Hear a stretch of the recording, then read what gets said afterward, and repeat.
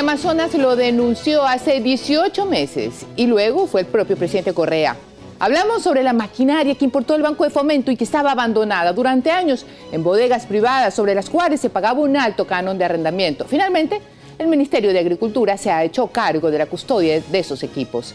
Este tema lo vamos a desarrollar en breve. Bienvenidos a los desayunos de 24 horas. Síguenos en Twitter, @desayunos24. O puede escribirnos a desayunos@teleamazonas.com.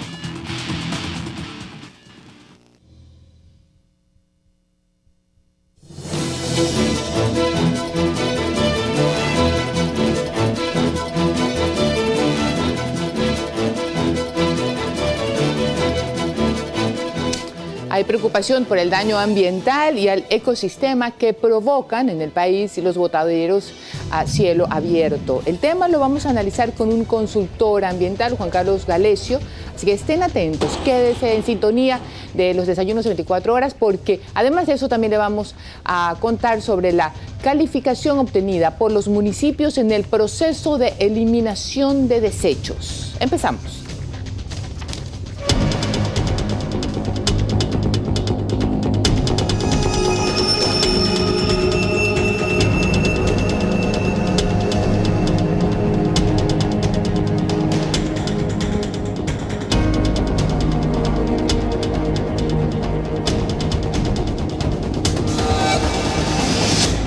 El Ministerio de Agricultura ya es responsable y custodia y también realiza un inventario de la maquinaria agrícola importada por el Banco de Fomento y que por varios años permaneció guardada en bodegas privadas. Saludamos ya a nuestro compañero Jorge Rodríguez de nuestra unidad de investigación, quien nos cuenta detalles. Jorge, al fin y al cabo, ¿qué pasó con esa denuncia presentada aquí en Desayunos 24 Horas? Así es, exactamente, María Josefa. Un año, 4 meses después, imagínense todo el tiempo que ha pasado, que lo denunciáramos en este espacio y apenas un mes después de que el presidente de la República lo visitara y haga una pública reprimenda, el Banco de Fomento traspasó esta maquinaria, desconocemos mediante qué figura, ese enorme lote de tractores y motocultores al Ministerio de Agricultura. Esa cartera de Estado en estos momentos realiza una valoración de la maquinaria a ver en qué condiciones la está recibiendo y para determinar si aún puede beneficiar a los agricultores 4 años después de haber sido importada. En las bodegas de Zona Fría, en la vía San Borondón, varios camiones militares terminaban de llevarse las últimas máquinas agrícolas, propiedad del Banco de Fomento, que por varios años permanecieron en estos galpones, generando un millonario alquiler. Ya tienen más o menos unos 8 días que están trabajando en esto. Ellos están sacando las maquinarias que tienen guardadas allí, los cuales eran tractores y arados y todo esto. Ahora último nomás ya falta poco para que se terminen de llevarse. ¿Y desde cuándo empezaron a llevarse esto? ¿Desde que vino el presidente? Sí, a raíz de que vino el presidente de la República. Los aparatos entraron a custodia del personal del Ministerio de Agricultura. Según el ministro, era una primera medida para evitarle a Fomento seguir cubriendo gastos de arriendo de estos galpones. De momento nosotros hemos asumido como MAGAP toda la maquinaria. Evidentemente estamos haciendo pruebas de la maquinaria, estamos haciendo evaluación para ver en qué condiciones las recibimos, pero hemos desocupado ya las bodegas que estaban alquiladas por el Banco de Fomento. Por el negocio de alquiler de bodegas existe en la Fiscalía del Guayas un proceso abierto por peculado sobre qué va a pasar con la maquinaria. Estamos planificando entregar la maquinaria.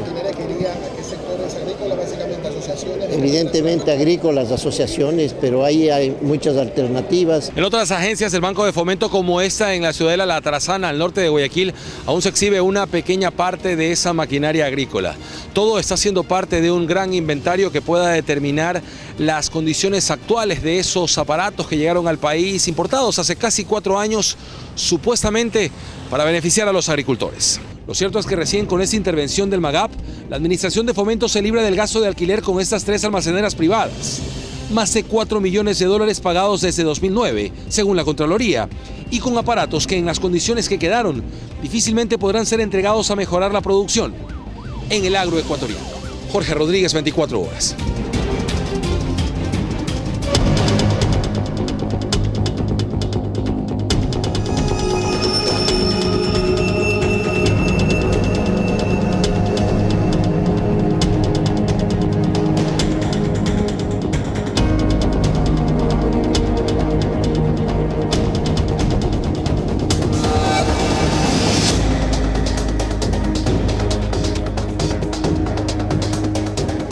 Y un dato adicional, 24 horas pudo conocer de manera extraoficial que el proceso por peculado que se sigue en la Fiscalía de Guayas, en una unidad de Guayas a cargo de Franklin Saltos, ha sido pedido por el propio fiscal general María Josefa Aquito, allá donde se sustancia otra indagación por el tema de la importación de esa maquinaria china. No entendemos por qué, porque el delito, supuesto delito, se cometió en Guayaquil. Y las investigaciones deberían darse aquí en Guayaquil. Seguramente el fiscal...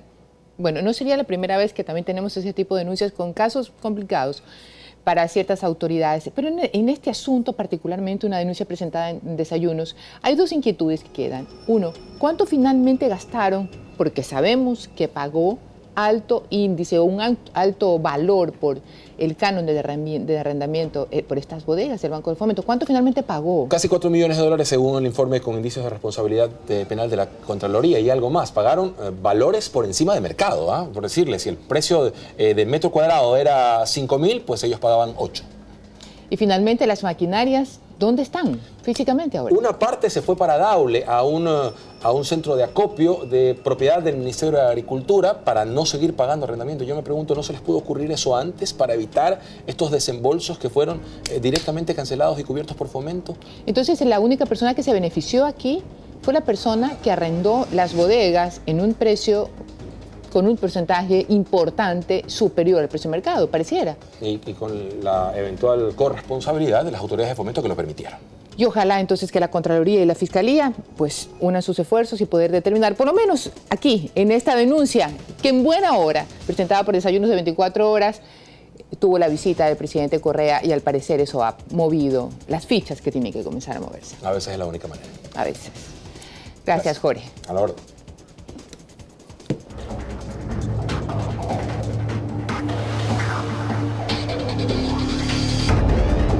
Las cifras las sacamos de un reporte internacional. Diario El País de España revela el informe de una empresa estadounidense que lucha por mayor justicia tributaria en el mundo.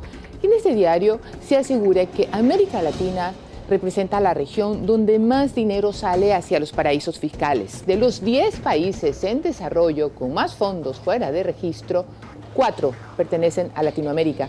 Según el informe, los ecuatorianos acaudalados tendrían sin declarar 21.600 millones de dólares y que estarían guardados fuera del país.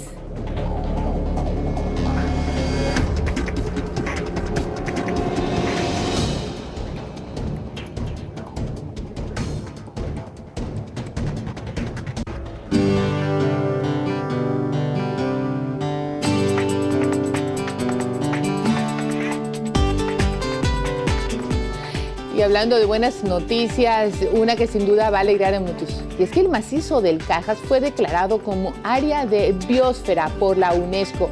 Ello lo constituiría en la primera reserva ubicada en los Andes occidentales del Ecuador, que incluye al Parque Nacional Cajas, al Área Nacional de Protección y Recreación y un área marino, costera, como zonas núcleo. Esta biosfera está identificada como un modelo de gestión para el desarrollo sustentable dentro del nuevo ordenamiento territorial del país y seguramente es una de las zonas más hermosas del planeta y está aquí, cerca de Cuenca, en este hermoso Ecuador.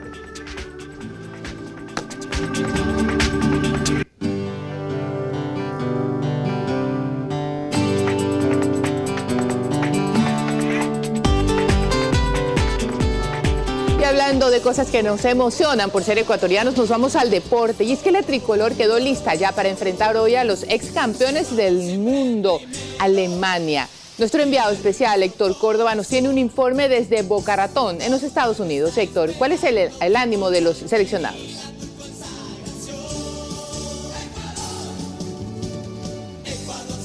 ¿Qué tal? Buen día. Así es, ya está todo listo para lo que será el encuentro entre Ecuador y Alemania. A esta hora la tricolor está concentrada aquí en el hotel. Solo media hora antes del partido estarán yendo hacia el estadio El FAU, donde se juega el compromiso, porque está realmente muy cerca. Aquí está a 5 minutos desde este hotel hasta el estadio. Decir que el técnico Rueda ya definió el 11 titular ayer en la última práctica y así como ayer llovió en la práctica, el pronóstico del clima hoy acá en Boca Ratón es que a la hora del compromiso también llueva. Este sería el 11 titular del técnico Rueda para el compromiso contra Alemania. Estará Banguera en el arco, en la defensa estarían Paredes, Achillier, Erazo y Walter Ayoví. En el medio campo, en los volantes de primera línea, serían segundo Alejandro Castillo junto a Cristian Novoa. Por derecha estará Antonio Valencia, por izquierda Jefferson Montero y adelante Felipe Caicedo y el jugador Cristian Benítez, quien a propósito llegó de México ayer por la madrugada, se unió a la selección, dijo que estaba no solamente motivado por haber ganado el título, sino porque obviamente sigue soñando con clasificar al Mundial y además para él en lo personal también es una revancha porque recordemos jugó en el Mundial justamente contra este equipo. Decir que los jugadores están muy concentrados en este partido, sí, pero sobre todo en los partidos de la eliminatoria sudamericana contra Perú y Argentina, donde esperan conseguir la clasificación a un nuevo mundial. Escuchemos varias de las voces de los protagonistas de este compromiso. Jugar contra Alemania no se juega todos los días, entonces para nosotros es una gran antesala, para así los jugadores que por ahí... los que vienen de afuera, por ahí ya son 15, 20 días que terminó el torneo de ellos y pues bueno, va a servir de mucho también para que se vayan acoplando a lo que quiere el técnico y así los que estamos también en el torneo local también irnos afianzando a lo que quiere el técnico, ¿no? Siempre es bueno esta clase de oportunidades, si se da, tratar de tomarlas como tal y pues bueno, siempre ser positivos, que eso es lo que se quiere, ¿no? Alemania, cariño de la gente, incluso aquí fuera o lejos de la casa. No, bien, contento, sabemos que hacemos felices mucha gente y es bueno que la gente nos acompañe en todos lados. ¿Cómo ven este partido contra Alemania? No, un partido complicado, sabemos que es una de las mejores selecciones del mundo y creo que nos va a servir de mucho. Gracias.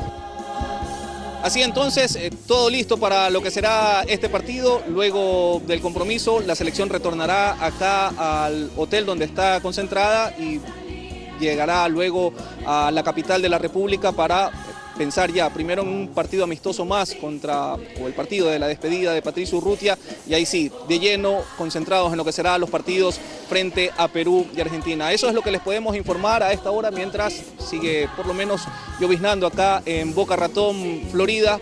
Es lo que podemos informar a esta hora con la cámara de Mario Ortegano. Ustedes siguen con más en estudios. Buen día. Buen día, Héctor Córdoba, y gracias por ese informe. Y claro que la selección hace feliz a mucha gente, porque nos encanta que lo mejor de nosotros trabaje en equipo. Al volver, porque nos vamos a separar solo un instante, le vamos a contar que el daño ambiental de los botaderos de basura vuelve a la mesa del debate. Un experto evaluará la situación. Gracias por continuar con nosotros. Quédese en Teleamazonas. El manejo correcto de los desechos sólidos en el país es una tarea aún pendiente para el gobierno central y también para los municipios. Casi la mitad de la basura que se genera anualmente en Ecuador va a parar a los botaderos a cielo abierto. En el estudio tenemos ya a nuestra compañera Joana Ramos, quien nos cuenta más sobre este problema. Joana, buenos días. María Josefa, amigos televidentes, buenos días. Los botaderos a cielo abierto son un sistema que causa un grave perjuicio al ambiente y deja huellas irreparables al ecosistema. En el 2011, la Asociación de Municipalidades del Ecuador se evaluó por este tema y la nota que sacaron fue 35 puntos sobre 100, es decir, deficiente, el rango más bajo de la lista. Veamos el siguiente reportaje. Desechos de todo tipo, orgánicos, agropecuarios, industriales, de hospitales, todos en un mismo lugar, sin vigilancia técnica y sin tratamiento previo. Esto es básicamente un botadero de basura a cielo abierto. Esto es el botadero de Puerto Viejo en Manabí. Llegar al lugar es fácil, está a 2.5 kilómetros del centro de la ciudad y simplemente se debe dejar guiar por el fuerte olor y por el vuelo de los cientos de gallinazos que se adueñaron del sitio. Aquí diariamente llegan entre 200 y 300 toneladas de basura, desechos que no reciben ningún tipo de tratamiento antes de ser enterrados en la tierra. Viene revuelto lo que eso, viene inyecciones, todo eso, peligroso para uno. Se mezcla bastante, aquí se viene a muchas fundas así con sangre. La capital manabita tiene casi 300.000 habitantes y su municipio ha sido multado en varias ocasiones por el Ministerio de Ambiente por no tener un manejo adecuado de sus desechos. De igual forma sucede en el Cantón General Villamil Playas. Aquí la basura llega a diario en los camiones. Es descargada y se acumula sin ninguna distinción, pañales, inyecciones o residuos de comida, de camaroneras. todo en el mismo lugar. Ese botadero de basura cada vez está mucho más cerca a la comunidad. De la Sálica, de la Real, a botar desechos químicos, de Camaroneros, todas esas cosas aquí. En este botadero, la quema de la basura es una práctica común. Aquí no solo se afecta al ambiente, sino a la salud de más de 200 familias que viven en los alrededores. La mosca es terrible. Ratas y zorros. Tenemos ahí los gallinazos. Pero también hay basura que nunca llega a enterrarse, sino que se mezcla con la vegetación. En la sierra, los desechos van a las quebradas, como en el caso de Ambato. Pasamos del diario al terreno, así, aquí es un botadero de basura que apesta. Al menos yo vivo acá arribita nomás y esto es horrible, pasar por aquí, el olor a pestilencia y todo eso. Pero estos casos no son los únicos en el Ecuador. Hasta marzo de este año, de los 221 cantones del país, 110 enviaban su basura a los botaderos a cielo abierto, lo que significa el 49.7%. Si tomamos en referencia que anualmente se producen más de 3 millones de toneladas de basura, hablamos que más de la mitad de los desechos del país no tienen un manejo adecuado. Sin embargo, María Fernanda Solís, experta en el tema, maneja cifras más alarmantes. En Ecuador, el 84.91% de la basura se dispone en condiciones inadecuadas, se hace vertederos de cielo abierto, en ríos, quebradas, calles, vías o en terrenos baldíos. La acumulación de toda esta basura produce mal olor, gases tóxicos y generan líquidos lixiviados. Al no existir un tratamiento correcto, las afectaciones son de todo tipo: contaminación del suelo, subsuelo, agua, aire, amenazas a la flora y fauna y la proliferación de vectores de enfermedades.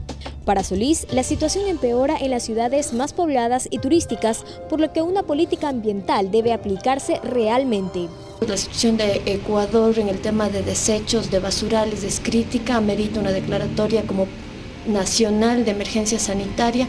Joana Ramos, 24 horas.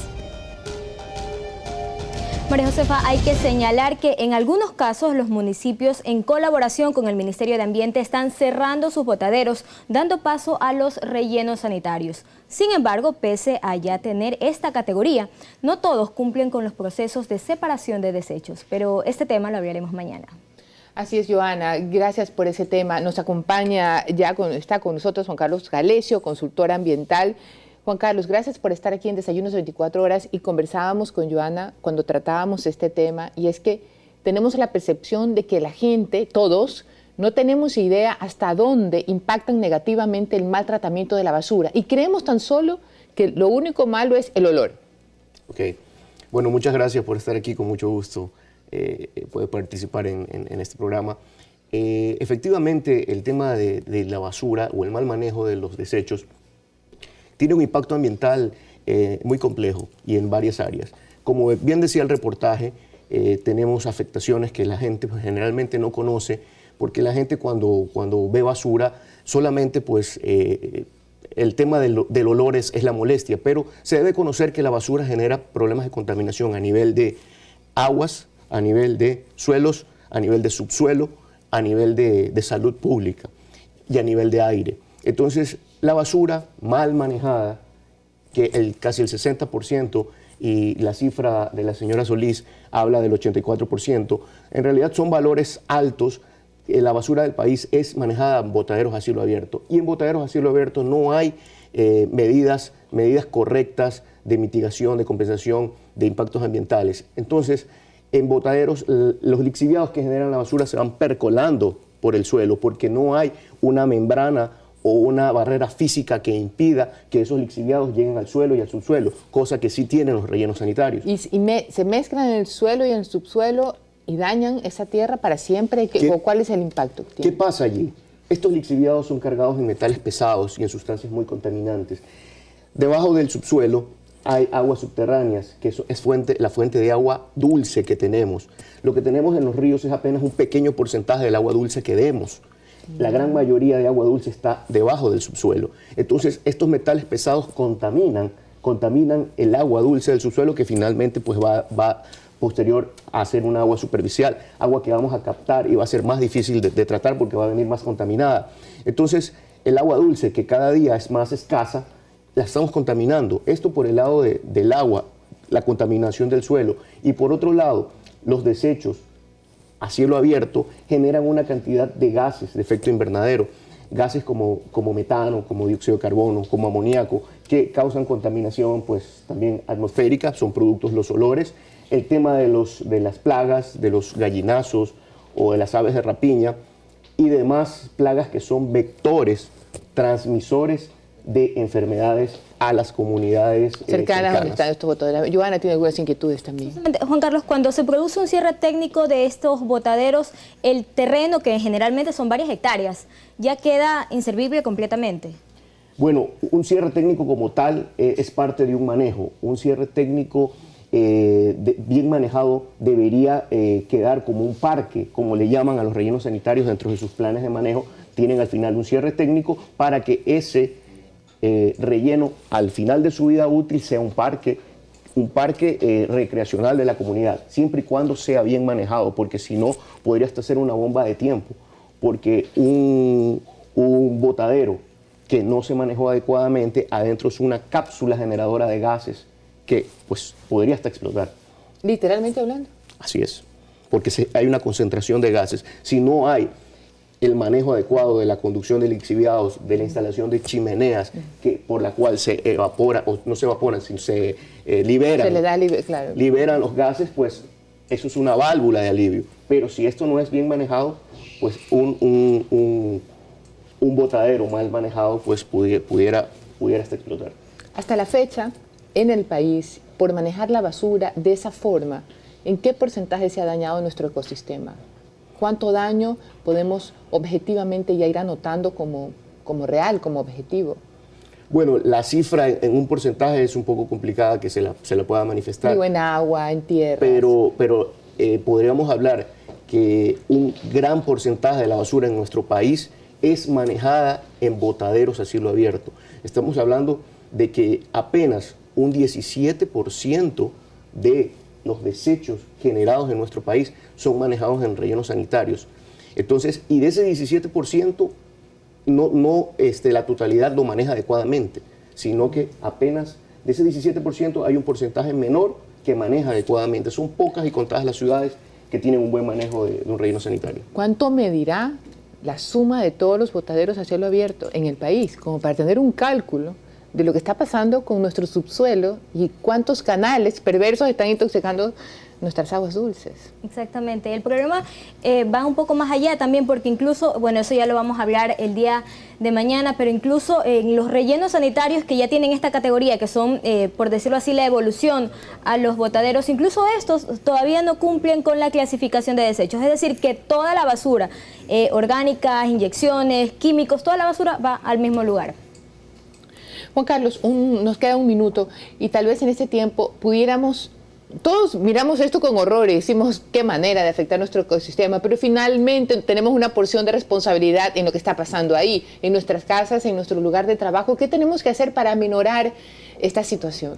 Bueno, yo considero que la política de gobierno es muy buena en el sentido de promover una estrategia de gestión integral de residuos sólidos, y personalmente pues considero que se debe trabajar desde las escuelas en la educación. Y no sé si es parte, el tema del manejo de desechos es parte de la ley de educación, donde considero que se debería incluir dentro escuelas, de la malla curricular una materia. Así es, una materia desde los conviviendo niños, con nuestro planeta, más o menos así se pudiera llamar. Para que pues desde pequeños se formule esta inquietud y se siembre esta semilla, y esta es una cultura de manejar adecuadamente los desechos para formar esta gestión integral de residuos y finalmente contribuir con el medio ambiente. Desde la separación en la fuente, ya utilizando las famosas 4 R's de manejo de desechos, que es la reducción, la reutilización, el reciclaje y la recuperación de los desechos. Y yo a estas 4 R's pues le aumentaría una 5ª R, que es la de rechazar cuando uno pues va al mercado, a veces envases o envolturas o insumos cuando uno consume que son contaminantes. Entonces esa para mí sería la 5ª R, el rechazo de lo que no sirve, ¿no? Todos tenemos nuestra parte. Joana, mañana nos tiene una segunda parte sobre este tema. Sí, justamente mañana seguimos con el tema. Mañana hablaremos sobre los rellenos sanitarios, cómo funcionan y cuántos en realidad cumplen con la clasificación de los desechos.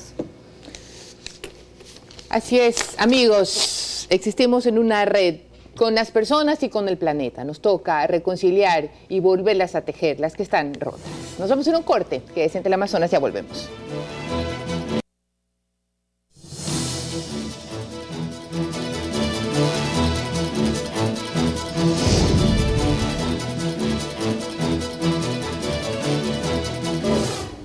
Amigos, muy buenos días, bienvenidos. Hace algunos programas vimos el comportamiento del índice Dow Jones, que refleja el precio de las acciones en la bolsa de Nueva York. Unos días después vimos el índice DAX, que es algo similar, pero para la bolsa de Frankfurt.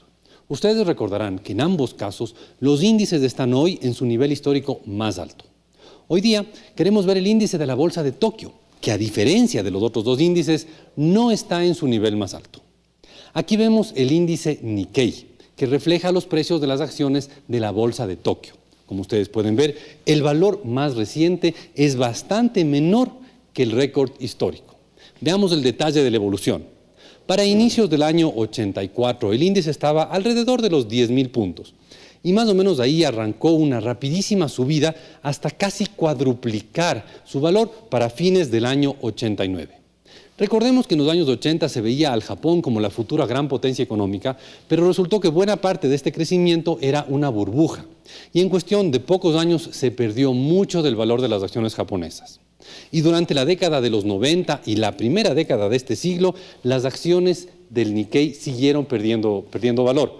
Es decir, las acciones de las empresas japonesas cayeron. Llegaron a su punto más bajo en el año 2009, en un nivel bastante inferior del que había tenido 25 años antes. Desde inicios de este año, gracias a un cambio en la política económica, el Nikkei ha venido aumentando. Esperemos que este aumento tenga un efecto duradero y que no sea otra burbuja, más aún después de la caída del 23 de mayo. Muchas gracias.